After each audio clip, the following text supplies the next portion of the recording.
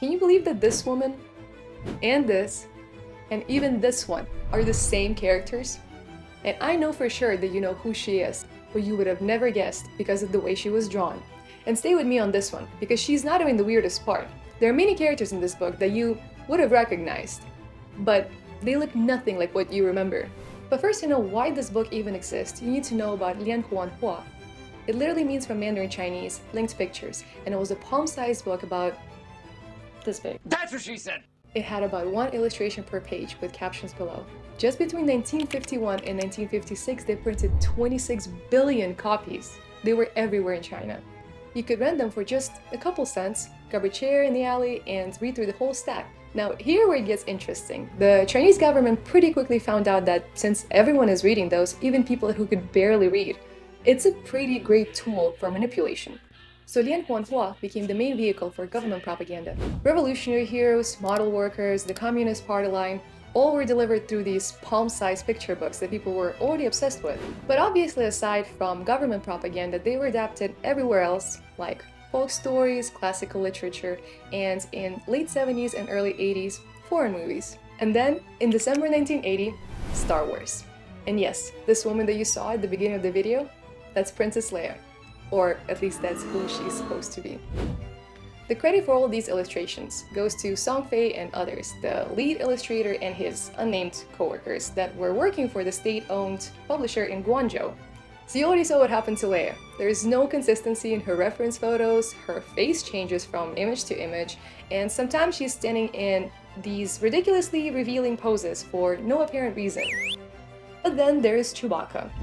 And this one is actually fascinating because artists almost got him right. In some panels, he's surprisingly very credible. He's tall and furry, standing next to Han, doing his thing. But in some panels, it feels like artists completely forgot what they're going for.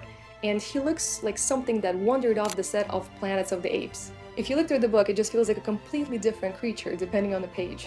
The Jawas were tall, like a complete adult human-sized tall.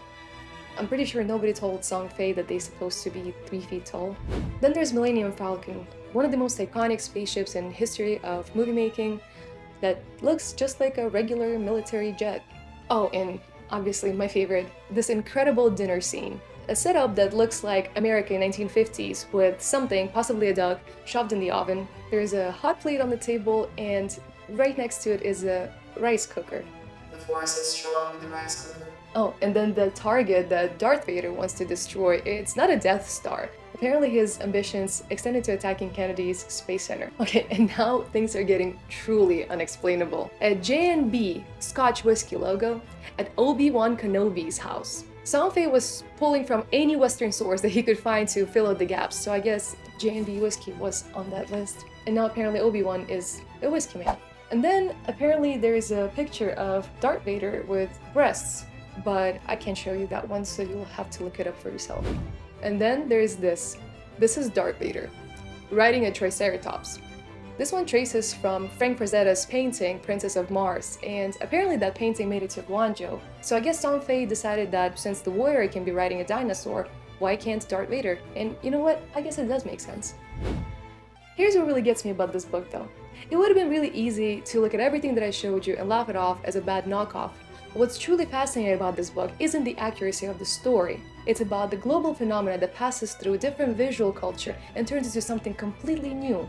And yes, the characters are wrong, the spaceships are wrong, Obi-Wan is drinking scotch, Darth Vader is riding dinosaurs, but the story stayed intact and the plot was still there. And for Chinese people in the 1980s, that was the main point. They've never seen Star Wars, so for them, this book was Star Wars. This specific copy has been found by historian Maggie Green at the book flea market near Wenmiao in Shanghai. There were about hundreds of different lianhuanhua spread over the blanket, and she paid about $1 for it. She scanned it, posted it online, and it went viral. It's been covered by BBC, Rolling Stone, Hollywood Reporter. A tiny palm-sized book became international news. It's been then translated to English by a researcher, Nick Stember. All 142 pages have been published online. And what once cost only $1 is now a genuine collector's item. The original 1980s books are extremely hard to find, and collectors are selling them for 30, 40, 50 times more than what they originally bought it for, which might not seem like a lot unless you remember that they were a few cents new. Most of them, they were read through and then thrown away because that's what the books were initially meant for, to be disposables. And the ones that did survive to this day, they were not preserved on purpose. They just got lucky. Most people that bought these lianhuanhua back in the day didn't archive them. They didn't think that they would matter. But turns out that some of them were irreplaceable. The credit for all the illustrations goes to Song Fei and others, the lead artist and his unnamed co-workers that were owned by the state in Guangzhou. That were working for state. They were not owned. Okay. That would have been slavery. Did they have slavery in China?